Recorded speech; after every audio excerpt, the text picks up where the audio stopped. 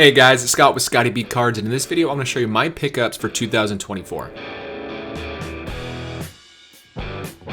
So this is always one of my favorite videos to make every year. I get to talk about the pickups I made and why I bought those particular cards. And this year, I changed my collection a lot. I recently released a video where my personal higher end collection has changed and I bought a bunch of different stuff and what transactions I used. But now I want to recap everything with the actual cards in hand and show you what cards I picked up. Some of which are expensive, some of which aren't expensive, but I'll go through these really quickly so that way it's efficient for you. Right out of the gate, I have a few Mookie Betts cards that are more mid to low end. Here is a crystal ball from Stadium Club from 2015. How random is this? This one's numbered to 50, I believe. Yeah, 50 out of 70, so it's his jersey number, but look how thick that is. It has just a little crystal ball of Mookie in the middle, which I thought was cool. I also picked this Mookie Betts up. This is from 2015 as well. It is numbered to 50, but this is his birth year coin and stamp. Very weird insert. It was like 20 bucks, so I had to pick it up. After that, I have a few different short prints. I bought the golf cart. Well, I traded for the golf cart short print from Stadium Club in 2019 and the American flag short print from 2018 Stadium Club, both of which are hard to find. This one I'm probably going to move. The golf cart, the flag, I probably won't because I need to pay off another sale, but both pretty cool pickups for 2024.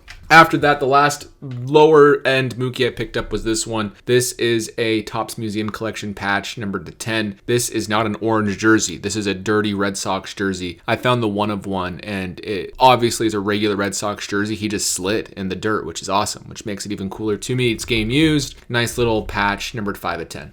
After that, I have a few random cards. These are going to be some patches. I have one of Zach Greinke and Goldschmidt, numbered to 25. I love both those players. They're both in the Diamondbacks. Really kind of random Hall of Fame pairing, but that is one of my favorite cards that I picked up, even though it's not worth very much because I like how chunky the patches are and how cool it looks. I also picked up this Goldschmidt patch. I believe it was this year. It could have been last year. I think it was this year, but obviously Cardinals fans probably don't like either of these guys right now because they haven't been as good as hoped, but Goldschmidt had a good time with the Cardinals. Arenado not quite as good, but still he had a good 2022. But two cool dual patch cards of Goldschmidt. After that, I picked up a Platinum Medallion 2004 Zach Greinke. I got it graded. I got a PSA 8. This is out of 100. His rookie cards were in 2002 Bowman, which is not when he debuted. Rookie cards were different back in this era. So to get this rookie year where he actually was a rookie, I think is just as cool personally. And Platinum Medallion is one of my favorite cards ever made of any set, any of the Ultra sets. But then I also picked up this Goldschmidt Gold Refractor numbered to 50. It's a PSA 9. Nothing better than a gold Goldschmidt. He only has 2 gold refractors from his rookie year, this and Bowman Chrome, and I have both of them, which is cool now. Next up, I did get into Dynasty a little bit. So let me show you this one first. This is a Larry Walker Dynasty big patch, big chunky patch, autograph number to 5. Good Larry Walker signature that's complete with a nice Rockies logo patch. Cool card. 2022 is one of my favorite looking cards ever made in regards to Dynasty. They look great. I also picked up Vladimir Guerrero Jr. RPA first. I just got this one in the mail and I love this card. I'm actually kind of believing in Vlad right now. Hope he doesn't ruin that belief. Historically, I've been critical of Vlad, not because I didn't like him, but because I thought he was better than he was playing. We saw flashes of that in 2021 when he was playing in a minor league ballpark for his home games, but this year he figured out the Rogers Center. He was good at home and he was the best first baseman in baseball, in my personal opinion. And so I'm hoping now that he's heading into his age 26 season, he's figured it out. He may be a free agent next year, may go to a different team. Either he's going to extend with the Blue Jays, which is good for him, or he's going to go to a different team, which is good for him. So I like Vlad right now, and this is a nice Dynasty RPA. After that, I picked up another RPA from Dynasty. This is a Trevor Story 1-of-1 logo patch from Father's Day. So this is actually the Father's Day logo man. He went 0 for 4 that day with 2 strikeouts, a pop-up, and a sharp line out to Giancarlo Stanton with a 40% hit probability. It's cool to know exactly what game it came from, and this is one of Trevor Story's very best rookie cards ever made. I know Trevor Story is not going to be a Hall of Famer. He was a Rockies great in a history without many greats, but Trevor Story, sweet 1-of-1 logo patch. Hard to find Dynasty logo men like this, especially rookie logo men. After that, I'll do these two quickly because they are loose, about to get sent to graded. Here is one of the best looking cards of all time. Not the Goldschmidt, but the set. 2011 Topps Update Hope Diamond. Look how good the Hope Diamonds look. These are numbered to 60. They were a 1-year parallel to celebrate the 60th year of Topps. Either way, Hope Diamonds, they look amazing. So I got this Goldschmidt finally. I've wanted one for a long time. I have the black parallel as well. It's basically all the parallels aside from the gold and the 1-of-1 that are numbered. There's There's 3 1-of-1s this year, though, which is confusing at the Platinum, the Diamond, the Embedded Diamond, and then the Canary Diamond. But the Hope Diamond is one of the best parallels ever made, in my personal opinion. After that, this is my most recent pickup, and one of which I really like. So this card is a Josh Gibson, Barry Bonds, Mickey Mantle triple relic, and the Mickey Mantle is actually a patch, which is sick. And on the back, it even says that it's a patch, like it's a game-worn jersey of Bonds and a patch of Mickey Mantle. And I love this card. I've wanted a Gibson relic for a long time. These go for about $600 by themselves with the Gibson. We saw that in Allen and Ginter this year. But these triples go for who knows how much. They don't sell often. So I picked this one up from my local card shop for $550, which is cheaper than a Gibson relic by itself. And it comes with that Mickey Mantle patch and Barry Bonds. I thought it was just so cool. So love that card. It's also going to PSA. It's kind of flaking because it was too thin for how thick that patch was. So it's going to only get an authentic grade, but still cool. I'll burn through these ones quickly because no one cares about them besides me. But I had a great year for my personal collection of Billy Butler. I bought a collection of 98 1-of-1s, and that's outside of other 1-of-1s that I bought. I'm just going to show you an example of how many triple thread 1-of-1s that I got to give you an idea of how complete the collection I bought was. So here's some triple threads. Oh, here's a really random Cal Ripken Jr. Billy Butler dual auto numbered to 8. Really random. But more triple threads, more triple threads, more triple threads 1-of-1s, more triple threads 1-of-1s. This isn't triple threads, but it's a different set, different 1-of-1. There's a triple threads 1-of-1 right there that I'm hiding another card with. So really great year for my Billy Butler PC. There's no way I can match it next year unless I get like the Super Refractor Bowman Chrome autograph, or if I can get the out of 5 red Bowman Chrome autograph. But speaking of Super Refractors, here's one that I picked up. I hate that it's in a BGS slab. This will be in a PSA slab sometime just because I hate that white logo. It looks terrible. It looks absolutely terrible. Every other Super Refractor I own a Billy Butler is in a PSA slab. Here are 2 more I picked up this year. Really cool cards. I have 2 of like 4 or 5 Topps Chrome Supers of Billy. There's more Super Refractors that I got this year that are in binders. These are just the 3 that are great. I think I got like 5 or 6 more this year. But to give you an idea of what these are. So really cool cards from Billy Butler. And that leads us to 2 Bowman Chrome autograph golds. I wanted one of these this year and I got 2 of them. This one I graded myself. This one I bought as a 10. Good cards. I have 2 of the 50 now. I will buy more, but these are still like $75 to $150 surprisingly. So I think 2 is sufficient for that price tag. After that, we are going to look at my Larry Walker pickups. So here is a Todd Helton Hope Diamond. Love Hope Diamond. Got it from ComC. Here is a Larry Walker 1-of-1 from Leaf Limited Threads that I bought. This is the Platinum Spotlight 1-of-1. Gorgeous card. I don't know why it got a 6. I truly don't know why this one got a 6, but I'm not going to regrade it. It doesn't matter. It's a nice card. There's the 1-of-1 down there. Then I picked up this Platinum Medallion. It also got a 6. That one makes sense. You can see the paper loss on the foil right there on the purple foil, so that's not a huge surprise.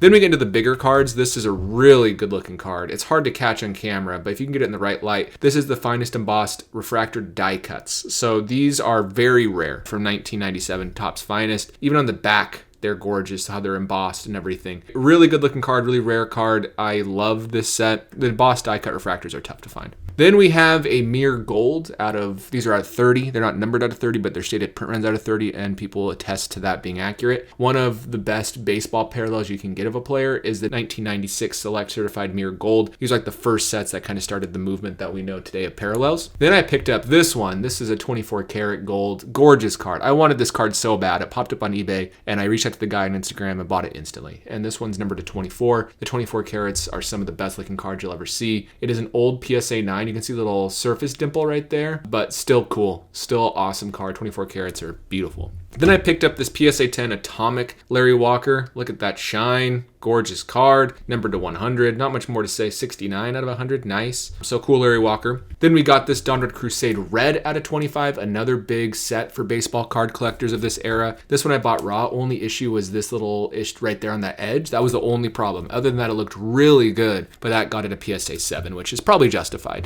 Then I picked up this one. This is the Precious Metal Gems of Larry Walker. It's a PSA 8. I love 1998 Metal Universe because I like how they have backgrounds. I love that it's basically a mountain lake in Colorado. How cool is that? So that was a nice Larry Walker pickup. Then I also picked up this Gem Masters 1-of-1. Probably one of the coolest pickups I'll ever have. This is Larry Walker's best card in existence, in my personal opinion. The light in here is not doing it justice because I have to hold it at a certain angle, but one of the most beautiful cards you'll ever see. There it is, the only 1-of-1 Gem Masters. This card was in a box for 25 years until it surfaced on Instagram. Bought it, drove to St. Louis and picked it up, and it was was a really great experience. So that's the Larry Walker PC, how it's expanded in 2024. And now we're going to get to the heavy hitters over here. Here they are. So I bought this Francisco Lindor purple. This is a purple out of 10, so only 10 of them exist. So 10 out of 10 Lindor. I bought it for less than a gold Bowman Chrome autograph, which I thought was a great deal. I know it's not as well known, but in 2011, 12, 13, and 14, these purples out of 10 existed, and they were really rare cards. Obviously, they were hard to find, and this one has a great bold autograph, which is important for Lindor, and just a cool card. Then I picked up my best Dynasty card of the year. This is a Juan Soto out of 5 RPA. This is from the 4th of July series against the Boston Red Sox in 2018, so you can track down to exactly what game it was, which is fantastic, or games. It was a 3-game series, so it could have been any 3 of those games or the same jersey from all 3 of the games. I'm not sure if they reused them, but nice autograph of Juan Soto. Got the 10 autograph grade. In my opinion, his best rookie card. Rookie card logos were on the back until 2019, so the next year they went to the front, but really cool Soto rookie auto. Then I picked up this Goldschmidt, which is a dream card of mine. This is a red Bowman Chrome autograph of Paul Goldschmidt out of 5, which is super, super cool. He'll be a future Hall of Famer in my opinion. You can argue with me in the comments, but I'm going to be right. But Paul Goldschmidt is going to be a Hall of Famer, and red Bowman Chrome autograph is a dream card to pick up of his. Luckily, he was bad this year, and so I got a lot of his stuff for cheaper than I would have. Then I have a Juan Soto blue Bowman Chrome autograph and a Mookie Betts blue Bowman Chrome autograph. So 2 more blue Bowman Chrome autographs that I picked up. The Soto is a really nice bold blue autograph. So does the Mookie. The Mookie is a BGS 9.5 Gem Plus. For what it's worth, I don't really care about the subgrades, but people do in resale, so that's nice to have. So those are my bigger pickups, and the 2 biggest, here's one of them. This is a Hank Aaron Willie Mays dual autograph. I didn't know this card existed until this year, and apparently Willie Mays and Hank Aaron only have 3 cards they ever signed together. This one in 2003 Stadium Club. They also had one in 2004 Topps Retired Topps Chrome out of 25 with no parallels, and then one in like Museum Collection in like 2011 or 2013 numbered to 15 with no parallels. So outside of this card, only 40 other exist, and probably only 100 to 200 of these that exist, and even less with bold blue autographs. So I picked this up at the National, got it graded. Awesome card. Really great card to add to my PC. I can't sell it. I really don't think I can sell it. I might eventually, but this is a card that you hold on to and appreciate for the history that it is. And then the last card I picked up, probably the most valuable, is this Aaron Judge. This is a definitive 1-of-1 Logo Man autograph, rookie Logo Man autograph. I like the rookie logo. I like the nice 1-of-1 font. Here's the game used. It says game used here, hard to see. And this is the game used Logo Man. This is the only game used Logo Man of Aaron Judge from his rookie year. So there is one in Dynasty. It was used in the Home Run Derby at the All-Star game where he won, which is great in and of itself, its own special card. But this is the only 1-of-1 game used card. So I love this card. I like the potential of this card if Aaron Judge can continue to play well and hopefully have a big postseason eventually, which I think he will. We saw the same thing with Bonds, where Bonds eventually broke out and had like 8 home runs, 1 postseason. I think Judge has that capacity as well, but really great card. I'm excited to have it. So these 2 together are by far my 2 favorite pickups of the year, alongside the Larry Walker 1-of-1. But really great year for my collection. I don't know what I'm going to do next year, what I'm going to sell to upgrade cards, but either way, this year was a fun one. Thanks for being a part of it with me and watching the channel throughout the year. And other than that, I will see you in the next video.